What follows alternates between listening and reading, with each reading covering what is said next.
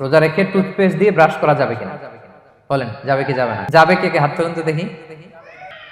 মাত্র একজন, দুইজন, তিনজন, চারজন, পাঁচজন, ছজন, দল ভারী হচ্ছে আস্তে আস্তে। হ্যাঁ, টুথপেস্ট দিয়ে ব্রাশ করা যাবে কি যাবে না? হুম, যাবে মাত্র পাঁচজন। আর যাবে না কয়জন দেখি?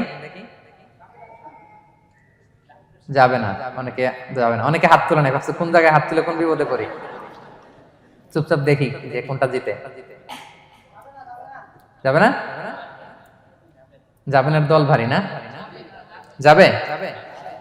এই সুন্দর বলছে, যাবে, কিন্তু না করাই ভালো। হ্যাঁ হ্যাঁ, যাবে। টুথপেস্ট দিয়ে ব্রাশ করলে রোজা ভাঙে না, তবে যদি খুব স্ট্রং টুথপেস্ট হয় এগুলো ব্যবহার না করা ভালো। দিনের বেলায় মেসওয়াক করা ভালো। হ্যাঁ, মেসওয়াক করলে ওইটা সবচেয়ে সেফ। তবে যদি আপনি টুথপেস্ট দিয়ে ব্রাশ করেন আপনার রোজা ভাঙবে না ইনশাআল্লাহ। কেউ কেউ মাকরু বলেছেন, কিন্তু আপনার রোজা ভাঙবে না।